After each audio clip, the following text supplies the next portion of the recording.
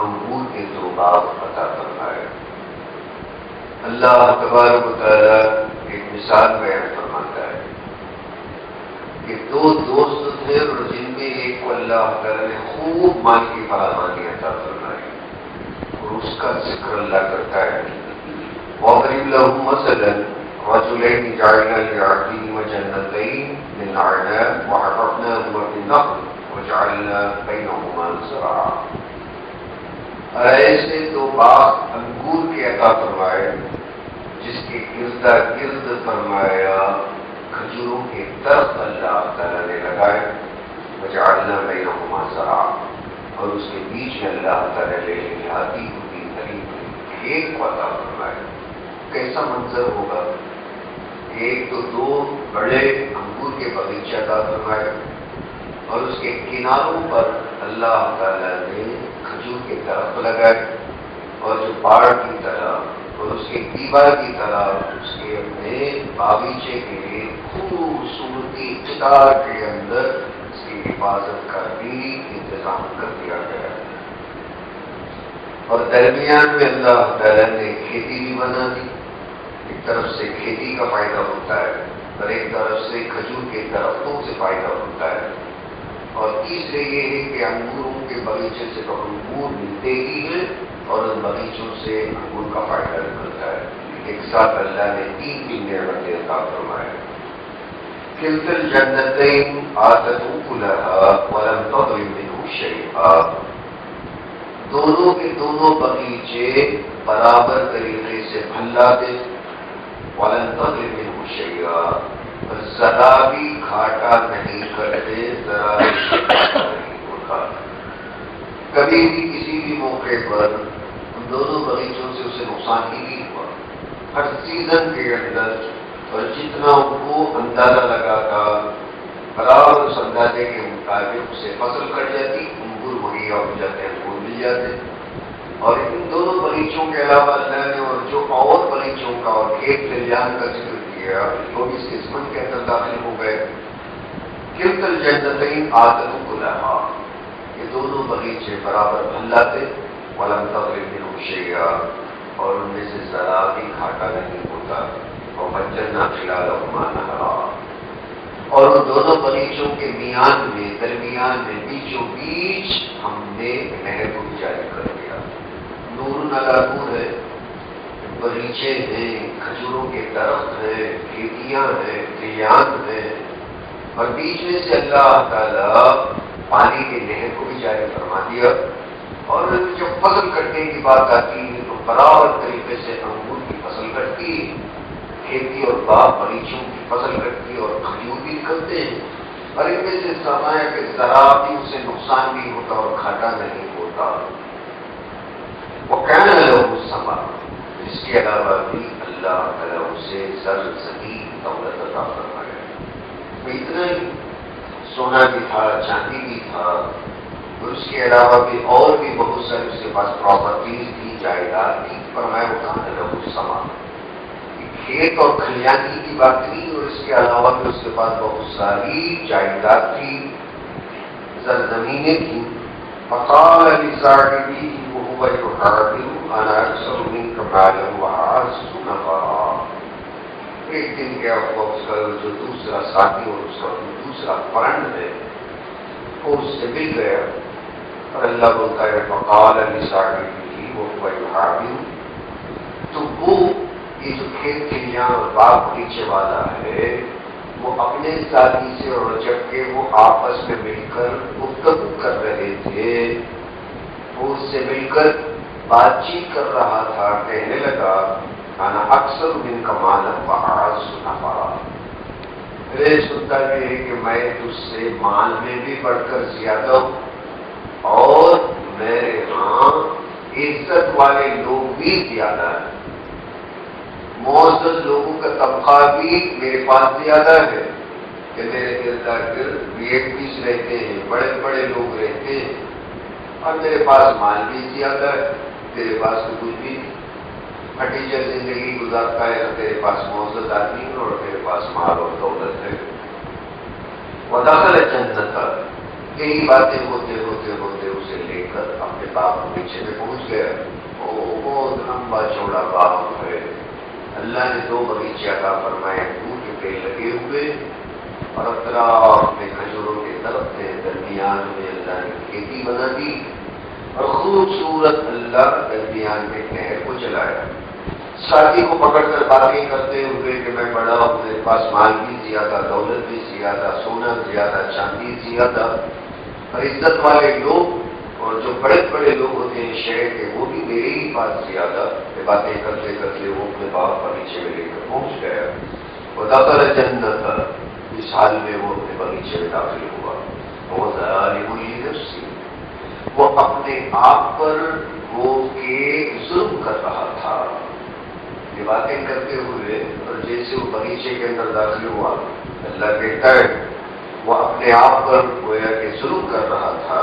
قال ما اظن ان تبید هذه ابدا, کہنے لگا نظر دوڑا کر اپنے باغ بغیچے پر, میرا خیال ہے کہ یہ جو کچھ بھی ہے کبھی بھی یہ فنا نہیں ہونے والا ہے, یہ کبھی بھی ختم نہیں ہونے والا, کبھی غارت نہیں ہونے والا, اس پر کبھی بربادی آتی ہی نہیں.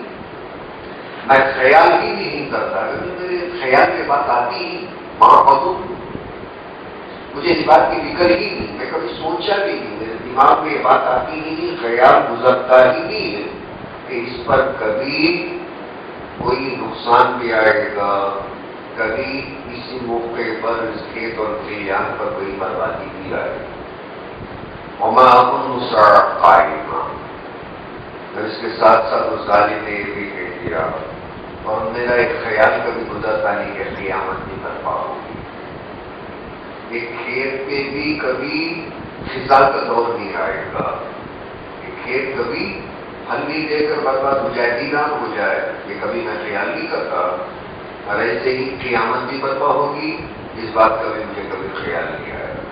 وما اظن الساعة قائمة, اور میں یہ خیال نہیں کرتا ہوں اور مجھے اس بات کا کوئی بھی شک نہیں ہے کہ قیامت برپا ہوگی. وَلَئِن تُرِدتُّ, یہ اصل میں اللہ وقت سے ہی بولتا ہے, دونوں کے درمیان بھی کوئی ایک مکالمہ ہے, اور یہ ساری باتوں کو اللہ تعالیٰ حذف کرتے ہوئے مختصر کرتے ہیں. اور اس سے کیا کہیں گے, ایجاز کہیں گے, یہ قرآن کا اعجاز ہے. فصاحت اور بلاغت کے اندر اور جو علم معانی, اس کے اندر یہ ساری باتیں سمجھنے کو ہمیں ملتی. علم معانی پھر جس کے اندر سب سے پہلی فصاحت کیا ہے سمجھایا جاتا ہے. بلاغت کسے کہتے ہیں, اس کی جو قسمیں ہوتی ہیں, جو ایجاد ہوتی ہے, اجناب ہوتا ہے, مساوات ہوتا ہے, پھر تشبیہات بیان ہوتے ہیں, استعارات بیان ہوتے ہیں, استعارات کی قسمیں بیان ہوتی ہیں, تشبیہات کی قسمیں بیان ہوتی ہیں. ان ساری چیزوں کو سامنے رکھ کر کلام کی حیثیت کو ناپ توڑ کر دیکھا جاتا ہے کہ فصاحت پر کتنا اترتا ہے, بلاغت پر کتنا اترتا ہے. خدا کی قسم اس سارے علم عروض اور فن اور معانی, بدیع اور بیان والے قرآن مجید کے ایک آیت کو اس ترازو میں تول کر گھٹنے ٹیک دیے کہ جتنے فنی نکات ہیں قرآن کے اندر اعلیٰ اور اتم درجے کے اندر اللہ تبارک و تعالیٰ نے ہے فرما دیا. استعارہ اس سے بڑھ کر کہیں بھی نہیں سکتا, تشبیہ اس سے زیادہ کوئی بیان نہیں کر سکتا, فصاحت اس سے زیادہ کوئی لا نہیں سکتا. اور بلاغت کی بات کہنے لگے تو بلاغت کی سمندر جو اللہ تعالیٰ نے اس کے اندر بیان کرنا ہے. تو جب یہ دونوں کا مکالمہ ہوتا ہے وہ کون سے قسم کا ہے, تو وہ معانی کے اعتبار سے ایک بات میں ذہن میں آئی, سو میں نے آپ لوگوں کے سامنے حاضر کر دیا. اب اسے کھول کر میں بیان کروں گا تو ایک لمبا وقت لگ جائے گا, اور سمجھتے سمجھتے بعد میں چل کر آہستہ بات سمجھ میں آئے گی, حالانکہ ہم اس کی کوئی ضرورت نہیں. اسے کہیں گے مختصر طریقے سے, ایک سمندر کو کوزے کے اندر سمو دینا اور بات چلتے ہوئے ایسی بات کہنا کہ یہ بات کس وقت کے اندر کہی جا رہی ہے, تو مکالمے کے اندر پورا مکمل طریقے سے نقشہ کھینچے بغیر اگر بیان کر دیا جائے مخاطب کو بات سمجھ میں آ جانا. جیسے ون سائڈ یہ آدمی بول رہا وَلَئِن رُدِدتُّ, اور اگر میں لوٹا دیا بھی گیا، قیامت کا بھی یقین نہیں ہے نا کہ قیامت برپا ہوگی، میں نہیں جانتا، وَلَئِن رُدِدتُّ، اور اگر فرض کروں کہ کسے کہتا ہے وَلَئِن، اور اگر رُدِدتُّ، اگر میں لوٹا دیا گیا، یہ بات کسے کہہ رہا ہوگا؟ اور پہلے اللہ نے کہہ دیا کہ اس کے ساتھی سے بات کرتے کرتے ہی باپ کے اندر داخل ہو گیا، تو گویا کہ وہ اسی کو سمجھاتا ہے اور وہ اسے ٹوک رہا ہے۔ تو یہاں پہنچ کر وہ کہتا ہے اگر تیری بات کو میں تھوڑی دیر کے لیے مان لوں کہ قیامت برپا بھی ہوگی، یہ کہتا ہے کہ نہیں ہوگی، تو اس نے یقیناً تو ایمان والا اس کا جو غریب ساتھی ہوگا وہ ٹوکا ہوگا۔ اگر اس بات کو اللہ تعالی حضر کرتے ہوئے یہاں اس کلام کے اندر ایجاز کے فن کو ذکر کرتا ہے، اور اسے اگر ذکر کرنے کا مطلب اس کے اندر کا مزہ اور لطف اور چاشنی ختم ہو جائے، اسی کو ایجاز کہتے ہیں۔ فرمایا وَلَئِن رُدِدتُّ، یہاں آپ دیکھیں گے اگر آپ کے پاس کلام ہوگا قائمہ کے بعد میں لام لکھی، یہ اس کی علامت ہے کہ یہاں بات ختم نہیں ہوئی، یہ بات چل رہی ہے۔ تو یہ جو رموز اور اوقاف کے لگائے گئے ہیں، یہ نحوی اعتبار سے قرآن کے گرامر کو سامنے رکھتے ہوئے، سب کو سامنے رکھتے ہوئے، اور جیسے میں نے یہ ساری باتیں بتائیں، ساری باتوں کو سامنے رکھتے ہوئے کچھ علامات وغیرہ لگائے گئے۔ کہنے لگا کہ قیامت کے بارے میں میرا خیال نہیں گزرتا کہ قیامت برپا ہوگی، وَلَئِن رُدِدتُّ، وہ بول ہی نہیں رہا، یہی بولتا ہے ہاں ہاں میں سمجھ رہا ہوں، تیرا ایک یقین نہیں کہ قیامت آئے گی، اگر تیری بات مان لیا جائے، یہی اس کے اوپر باتوں کو تھوپ رہا، زبردستی سے اپنے ساتھی پر باتوں کو تھوپ رہا۔ میں نہیں سمجھتا کہ قیامت آئے گی، ہاں ہاں میں سمجھتا ہوں کہ تیرا یہ ارادہ ہے، تو قیامت کو ماننے والا، چل فرض کر لے تیرے ارادے کے مطابق اگر قیامت آ گئی، وَلَئِن رُدِدتُّ، اور اس قیامت میں اگر مجھے گریبان پکڑ کر لا کر کھڑا کر دیا گیا، رُدِدتُّ کا مطلب کیا ہے؟ کھینچا کر کسی طرح لا کر کھچی کر کھڑا کر دیا گیا، رُدِدتُّ رد کر دینا، یعنی فٹ بال کو جس طرح مار دیا جائے تو جا کر جس طرح گول کے اندر پڑ جاتا ہے، اس طرح وَإِن رُدِدتُّ، اور اگر میں ریجیکٹ کر دیا گیا، قیامت میں آنے کی بات نہیں ہوتا ہے، قیامت میں اگر میں پھینک دیا گیا اس میدان میں، مجھے لات مار کر اگر رد کر دیا گیا، لوٹا دیا گیا، اِلَىٰ رَبِّی، میرے رب کے ہاں، لَأَجِدَنَّ خَيْرًا مِنْهَا مُنْقَلَبًا، تو میں ضرور یہاں سے بھی زیادہ وہاں بدلہ پالوں گا۔ میرے لیے کیسی جسارت ہے! ایک تو کہتا ہے کہ مجھے قیامت میں یقین نہیں، اور اسے چڑھانے کے لیے بولتا ہے تیرے عقیدے کے مطابق اگر قیامت برپا ہو گئے، زبردستی سے وہ کھینچا کر کے اگر لے جا کر اگر میں کھڑا کر دیا گیا، لوٹا دیا گیا، تو اب بولتا ہے میرے اللہ کے پاس میں آج دنیا کے اندر جیسا ہوں اس سے بھی زیادہ بڑا مالدار بن جاؤں گا، وہاں پہنچ کر بھی اس سے بھی زیادہ مجھے ملے گا۔ کیوں؟ اس کا ذکر اللہ نے تھوڑی کیا، یہاں اس کا اللہ نے ذکر نہیں کیا۔ وجہ کیا ہے؟ یہی اس میں ایجاد ہے۔ اس کی وجہ یہ ہے کہ جس بندے کو اللہ دنیا کے اندر دیا نعمت لے کر، اور جو بندہ اللہ تعالی سے غفلت برتنے لگ گیا، اس کے دل میں یہ بات بیٹھ گئی کہ اگر اللہ مجھ سے ناراض ہوتا تو مجھے اتنی دولت نہیں دیتا، اور میں اتنا سب کچھ کرنے کے باوجود بھی میرے پاس اگر دولت ہے تو اس کا مطلب یہ ہے کہ اگر فرض کرو قیامت بھی ہے، اللہ بھی ہے، اگر اللہ ہے، اگر اللہ مجھ سے ناراض ہے تو یہ چیزیں نہیں دیتا، اللہ بھی ہے اور یہ چیزیں بھی دیا ہے، اس کا مطلب یہ ہے کہ تو غلط سمجھتا ہے کہ اللہ مجھ سے ناراض ہے، اور ناراض ہونے کے بعد بھی مجھے دولت دیتا ہے، ایسا ہو نہیں سکتا۔ یہ عقیدہ لے کر وہ یہ کہنے لگا کہ دنیا کے اندر سے بھی زیادہ اللہ مجھے دے گا، اس لیے کہ میں اللہ تعالیٰ کا مقرب بندہ ہوں اور چہیتا بندہ ہوں۔ قال له صاحبه ويحاول، اس کو وہ ساتھی جو یہ باتیں کر کر اب تک برداشت کیا، کہنے لگا بات چیت کرتے ہوئے، احفظ الذی خلقک من تراب، کیا تو اس کا کفر کرتا ہے؟ تو اس سے کافر بنتا ہے، اس کا ناشکر بنتا ہے جس نے تجھے مٹی سے بنایا۔ پہلے اعتبار آدم علیہ السلام کے تیرا جو اسٹرکچر بنا، تیرا جو مجسمہ بنا، جو جسم بنا، مٹی سے بنا، سما بھی نطفہ۔ پھر اتنے کھل کر وہ اسے مطلب سمجھا رہا، یہ تو عام اعتبار سے دیکھا جائے تو سارے انسان مٹی سے بنے، اللہ نے مٹی سے بنایا، ایسے اللہ کو انکار کرتا ہے؟ سما بھی نطفہ۔ ابھی حال کے اندر دیکھا جائے تو تیری حیثیت کیا ہے کہ جو باپ مریضوں کو دیکھ کر ڈینگے ہانک رہا تو پھر گندے پانی سے بنا؟ ایک تو عام سارے انسان جانتے ہیں کہ مٹی سے بنے، اور اسے اس کا منہ اس کے آئینے میں دکھانے کے لیے اس کا ساتھی بولتا ہے سما بھی نطفہ۔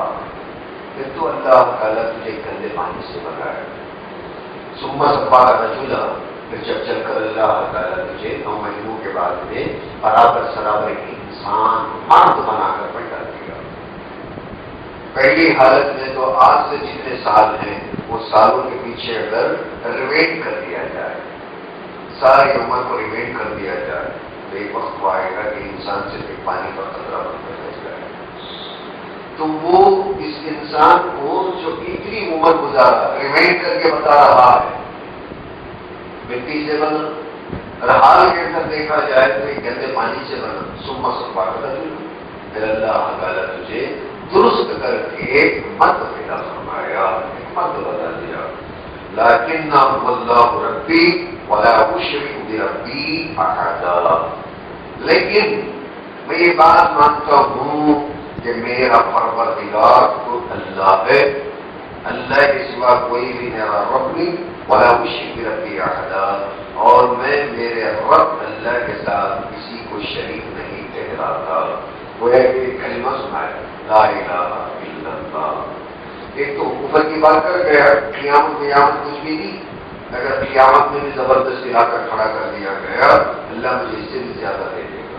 اللہ کا مذاق کیا، قیامت کا مذاق کیا، دوسرے بھی چل کر اس نے کہا کیا تم اللہ تبارک و تعالیٰ کا انکار کرتا ہے اور جس نے تجھے مٹی سے بنایا اور اس کے بعد میں اللہ نے تجھے ایک دوسرے سے بنایا، پانی سے بنایا، پھر اللہ اپنے فضل و کرم سے تجھے انسان بنایا تو آج 40-50 سال کو پہنچ کر اتنے فخر کی باتیں اور غرور کی اور تکبر کی باتیں کر رہا۔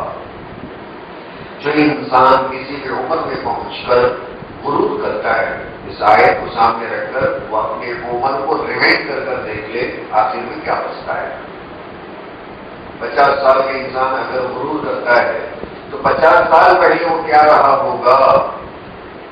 آج 50 سال کے بعد میں اللہ اسے دولت دیا، جہان دیا، اقتدار دیا، 50 سال کو پیچھے جا کر اپنی زندگی کو ریوائنڈ کر کر اگر دیکھ لیتا ہے تو اخیر میں جا کر زیرو، جہاں سے اس کی زندگی شروع ہوئی تھی اس اسٹیج کے اندر کیا تھا اللہ نے اس کے اخیر میں بھی بیان فرمایا۔ جس کا تو نام لینا پسند نہیں کرے گا ریوائنڈ ہو کر تو وہاں جا کر پہنچ جائے گا۔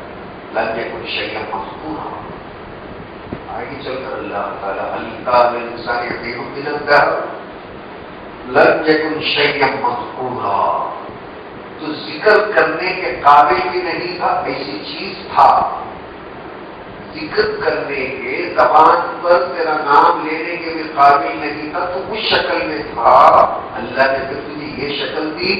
آج آئینے میں دیکھ کر اور پھر اپنے آپ کو بہت کچھ سمجھتا ہے، اور ذرا ریوائنڈ کر کر پیچھے جا کر اگر دیکھ لے نام لینا میں پسند نہیں کرے گا، تیرا بڑا نام ہو گیا۔ اور ایک زمانہ وہ تھا کہ وہ کون سی حالت میں کون سی دشا میں تھا، آج کون سی دشا میں ہے، یہ دشا بدل کر اگر پچھلی زندگی کے اندر جا کر اس اسٹیج کا اگر سامنے اگر ذکر لا لے، وہ سین اگر سامنے لا لے، زبان پر اپنا نام لینا پسند نہیں کرے گا۔ اتنا فقیر، پانی کا بندہ، پانی کا بلبلا، پانی کا قطرہ، یہی اس بات کا احساس اس نے دلایا۔ تو اس آیت کریمہ سے وہ لوگ جو اپنے آپ کو سب کچھ سمجھتے ہیں اور لوگوں کو حقیر جانتے ہیں صرف مال اور دولت کی وجہ سے، یعنی اللہ نے ان کو جو اقتدار وغیرہ دے دیا ہے، وہ ان آیتوں کو سامنے رکھ کر سمجھے کہ اللہ کا کرم ہے، اللہ نے ہمیں انسان بنایا، اللہ کا کرم ہے۔ پھر تو اللہ تبارک و تعالیٰ نے اس چیز کو مسلمانوں کے پیٹ میں رکھ کر اللہ تعالیٰ نے پرورش فرمایا، مسلمان زندگی عطا کی، پھر اللہ نے ساتھ ساتھ نعمتیں بھی عطا کی. ان ساری چیزوں کو سمجھنے کی وجہ سے بندہ عاجز بھی بنے گا، شکر گزار بھی بنے گا. اللہ تعالیٰ ہم تمام لوگوں کو عاجزی کے ساتھ، نیاز مندی کے ساتھ زندگی گزارنے کی توفیق عطا فرمائے. سبحان اللہ و بحمدہ، سبحانک اللہم و بحمدک، نشہد ان لا الہ الا انت، نستغفرک.